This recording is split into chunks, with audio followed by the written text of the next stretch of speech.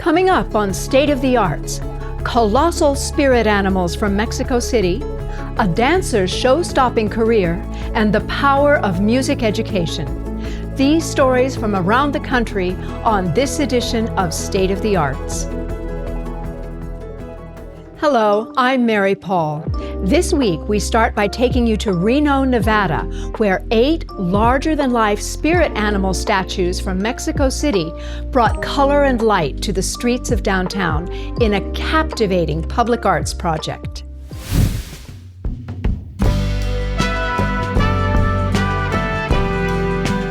Right now we're on the Pioneer Plaza where we have all of our spirit animals. They are alebrijes made in Mexico, Oaxaca.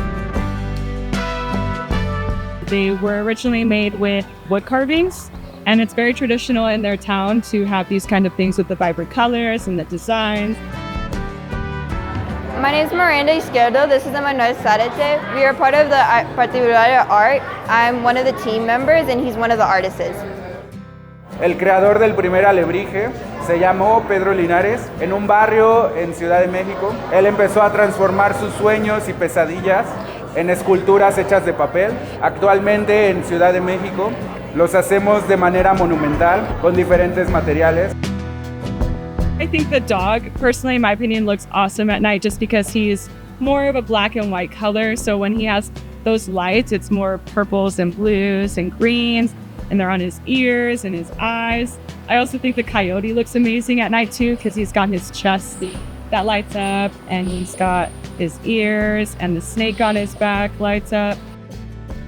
One of my favorite ones is the armadillo because it has that contrast of the dark whites and grays on his tummy and his arms, and then he's got beautiful colors on his shell and his little tongue sticking out is just adorable. The vibrant colors are amazing, and we actually have photos of artists painting these sculptures as they were in the warehouses, and just seeing them hand paint those with the tiny little paintbrush, doing those details is amazing. Just imagining them doing it with the mini ones, their original types, which are in the post office. Those were just the inspiration to these big ones here, and they're spot on. They really kept to that with the colors and the contrast. It's beautiful.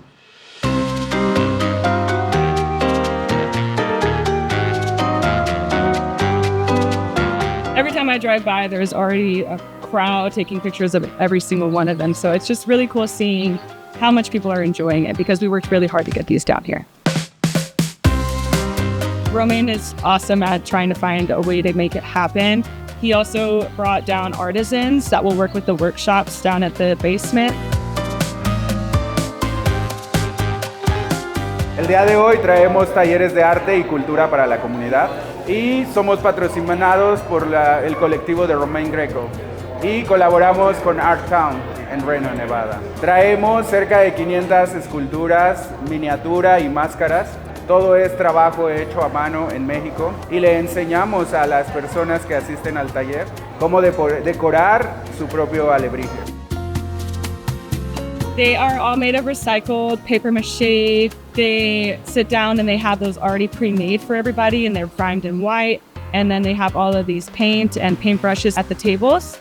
And you just go through a class. They talk you through it. They tell you the background of alebrijes. They tell you what the colors mean and how it makes you feel because this is your spirit. It's your spirit animal. So you really want to invest your colors and your livelihood into these spirit animals. Los alebrijes son una forma de expresión cultural mexicana. Nosotros hacemos monumentos a los animales y cada uno de los alebrijes mezcla diferentes estilos de diferentes zonas de mi país. Da mucho gusto ver cada uno de los resultados y pienso que yo aprendo más de ellos que ellos. We've gotten a lot of feedback with emotion and happiness, happy tears, just because we are showing a huge part of a cultural side of Mexico that makes Mexicans really, really proud.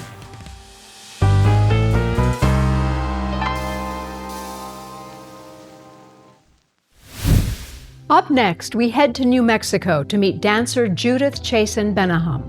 From an early age, Bennahum was interested in the art of movement. Her training ultimately led her to dancing at the Metropolitan Opera and the Santa Fe Opera, as well as working with legends like Igor Stravinsky. Here's her story.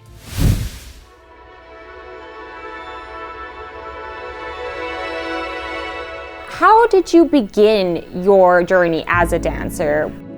First of all, I lived in New York where dance companies were prevailing. And I fell in love with the idea of moving, of being active. I was a very nervous child, very irrepressibly energetic. My mother didn't quite know what to do with me sometimes. So she took me to a wonderful studio in New York at Carnegie Hall called Fokines Ballet Studio. It was the son of the very most famous choreographer at the time, Michel Fokine, who was the choreographer for the Ballet Russe. I studied in this studio and I just loved ballet. I think it was because it was so difficult and so interesting, and it was like trying to be perfect. And I wanted so much to make my body do what I thought was beautiful. And also, I wanted to fly. I wasn't scared of getting in front of an audience, and the choreographers were quite interesting to me. I mean, the movements and the way in which the movements expressed emotion. And then, of course, I had a career as a professional dancer, and that happened after I went to college. And from there, one of your first auditions was Goldilocks? Yes. How was that? Can you tell me about your first audition? Oh my God, and that was experience? so fun. Yeah. First of all, I graduated from college. Yes. I took my diploma and I gave it to my father, who was so happy that I went to school, graduated from college. And then all I did was read Variety, which is where all the auditions took place. And 2 weeks after I graduated, there was an audition. And it was an audition with Agnes DeMille. She was the choreographer, and she was famous because she had done Oklahoma and many other Broadway musicals that were absolutely impeccable and beautiful. So there was hundreds of people at this audition, and all these people on stage. And I was so scared. I went in the back, and I just said, well, this is a good experience. It's my first audition. I'll hang in the back. But one of the kids I went to performing arts with, Peter Saul, was there, and he said, Gigi, come on, get in front. I said, no. He said, yes, get in front. So he pushed me in front, and there I was doing these glissades, assemblées, tombé, pas de bourrée, whatever. And then I heard Agnes say, who is the redhead with the long legs? And that was why I got in. Wow. She wanted a redhead with long legs. So I was just very lucky.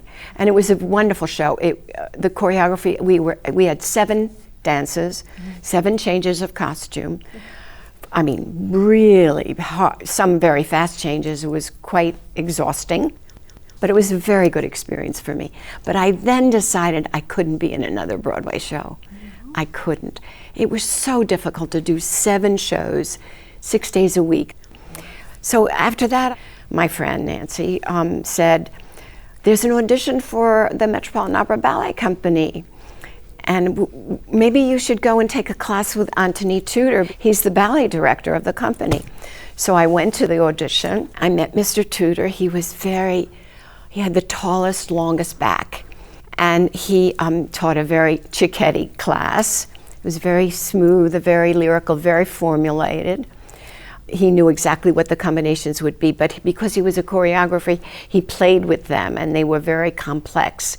So it was tough figuring out what the combinations would be and remembering them and then doing them. But he went by me as I was standing at the bar, and he liked to challenge dancers. He liked to be kind of naughty, and he said, what did you dream about last night? And I was right on it, and I said, why you, Mr. Tudor? He loved it, and that didn't help me at all because the audition went on for hours and it was really tough. But I got into the company, and it was very exciting being at the Met. The Metropolitan Opera is an extraordinary place to work because there are hundreds of corps, hundreds of musicians, not really, but it felt like that many. And then we had a pretty big dance company at the time, and it was a very exciting place to work because every day was a different opera, and there were ballets in many of the operas. So we were on stage all the time. If not rehearsing, then on stage performing. What was the first performance that you had where you were like the principal soloist? Aida was my most exciting because it was a very challenging ballet.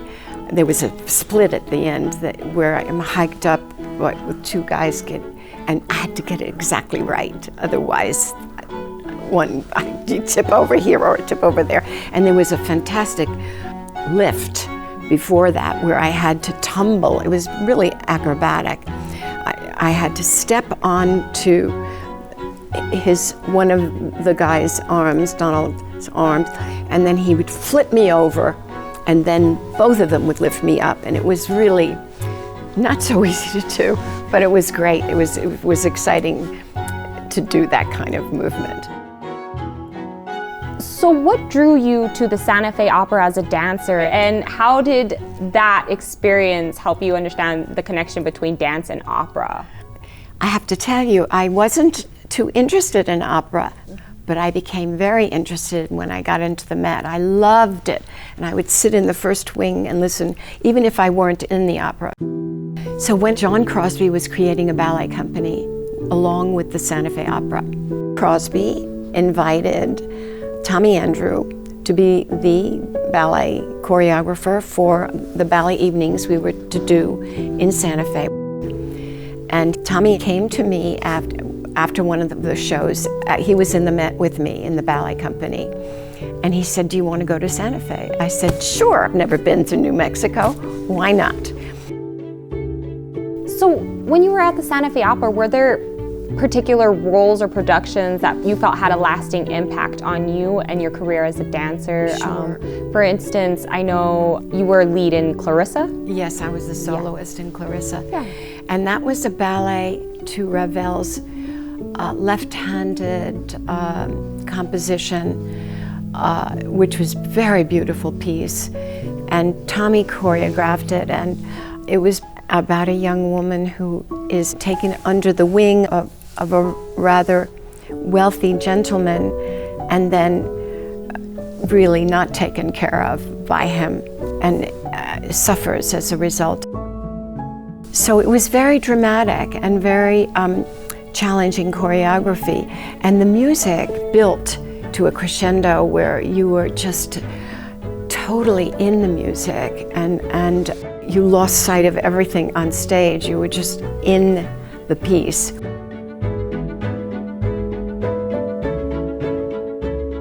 And we worked with wonderful choreographers. We worked with John Butler, and Tommy choreographed beautiful stuff.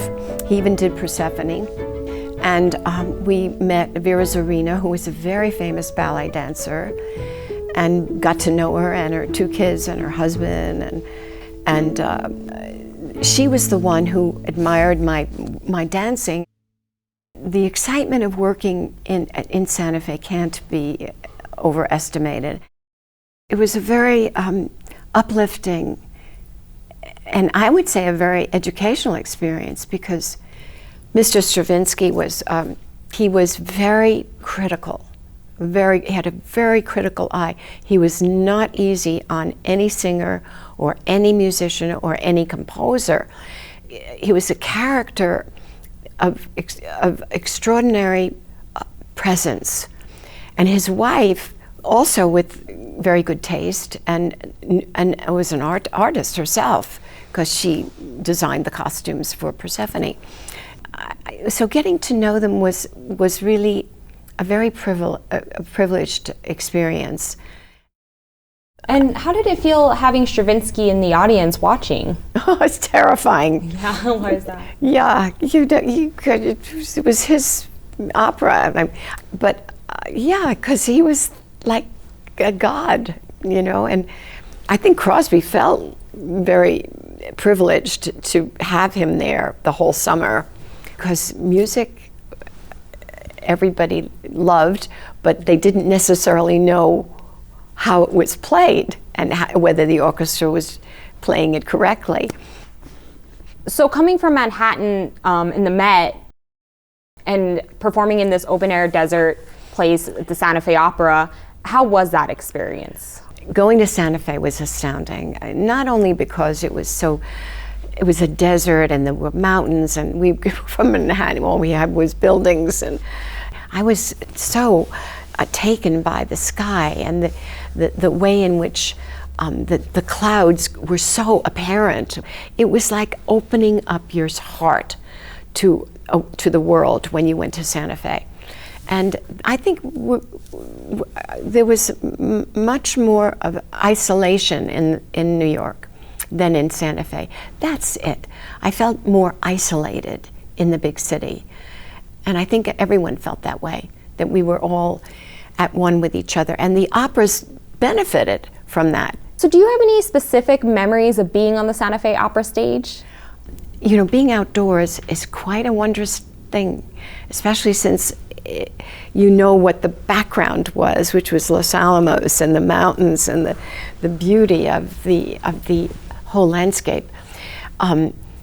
So breathing the air outdoors, it was so full, it was so fresh. I mean, you never felt you were in fresh air at the Met, but you had this marvelous sense of breath when you were, which is so important in dance, and you're moving through the space. So you have that feeling. Then you also feel nature. I mean, in Persephone, we were nymphs. So I felt like I was in a forest.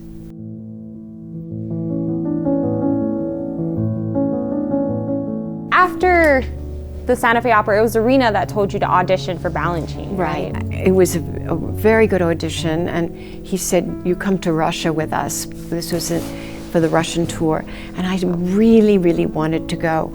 But the point work was very, very difficult, and you had to be on point all the time, even in class with Balanchine.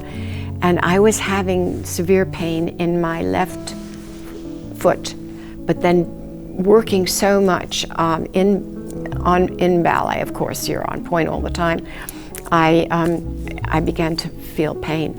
And it was so excruciating at times, I realized that I couldn't do the tour. And it was very sad for me. I felt really struck down by it, and it threw me into a very kind of sad state, even though I was still dancing at the Met. I think it taught me that if you fall down, you get up. And, dance is something that's sort of part of your soul. It's just part of your body. I guess because it's in the body. And you can't lose your body. You got it for the rest of your life. And the body speaks. The body tells stories. The body is history. The body is amazing as a mechanism for expression and as a tool for your world, for the world you live in.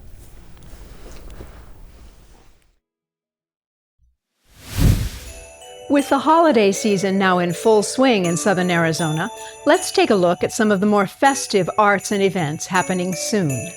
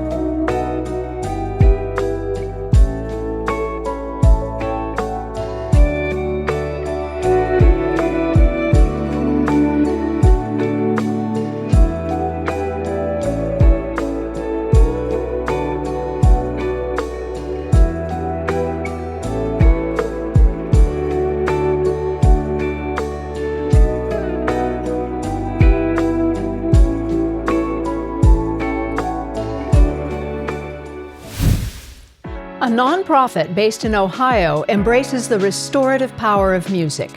Named Renovare, the group brings music to those in need of community, teaching weekly music classes to incarcerated women at the Northeast Reintegration Center in Cleveland. Let's listen in on a lesson.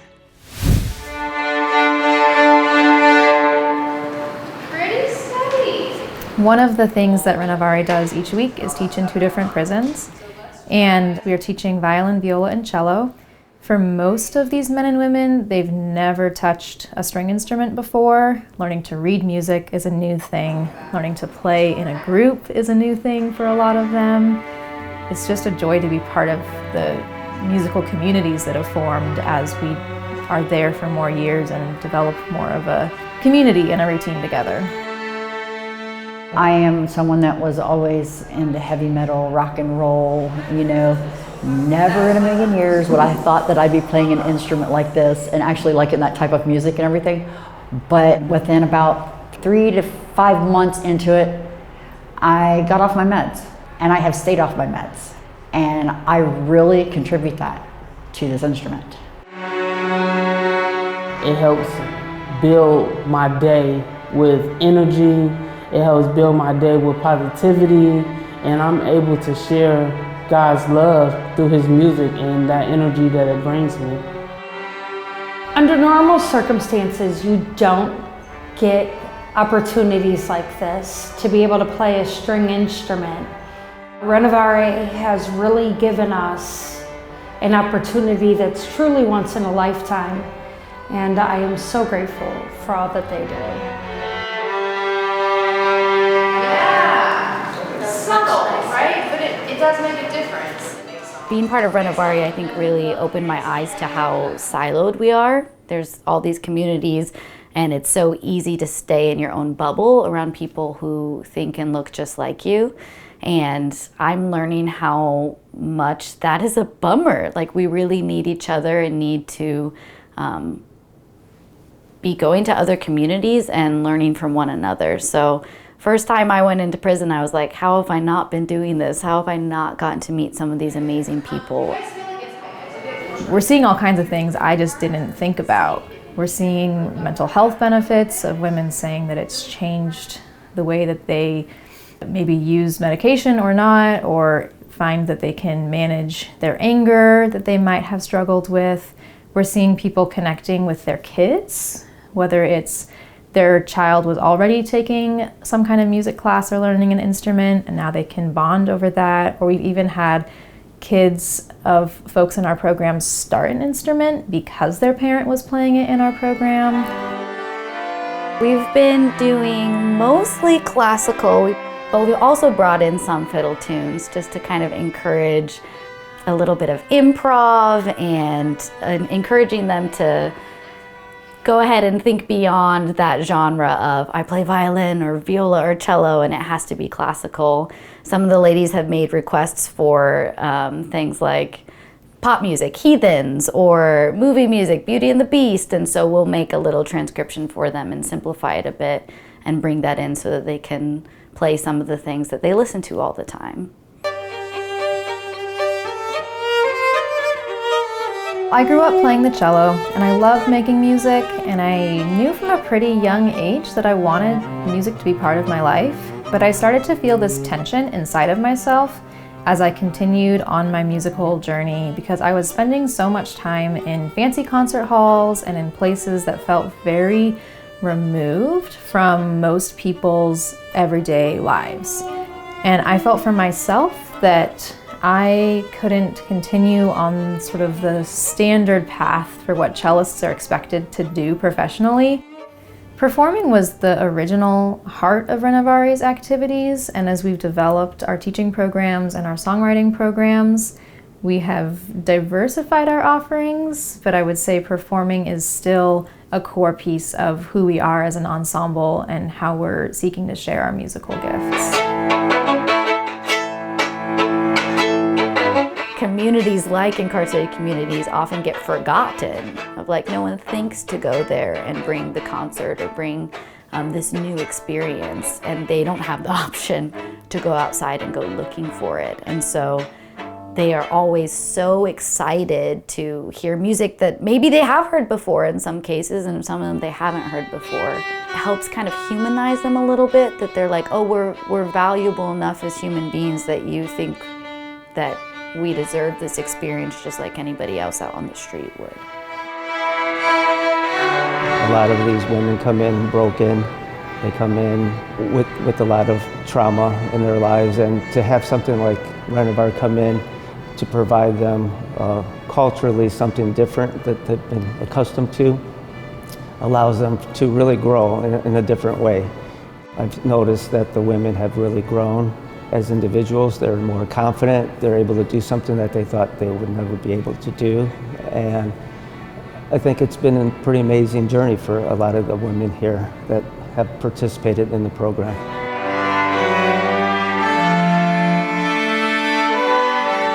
The name Renovare comes from words in Spanish and Latin and other Romance languages that means to renew or to restore. And that's something that we hope that we are part of as we use our music in different spaces, whether it's our own restoration or those of people who we're getting the privilege of performing for or writing songs with or teaching.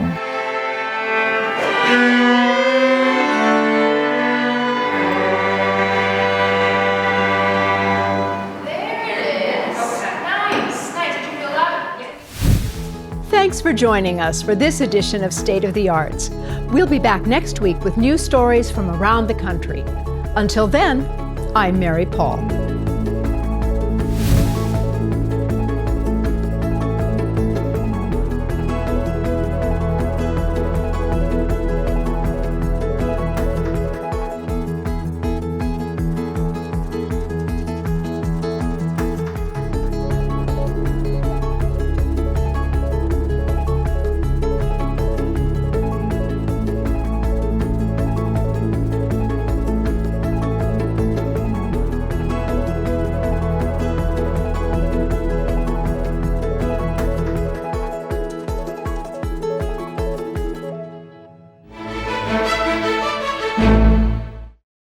Thanks for watching this full episode of State of the Arts on AZPM's YouTube channel. If you're looking for more arts content, click here.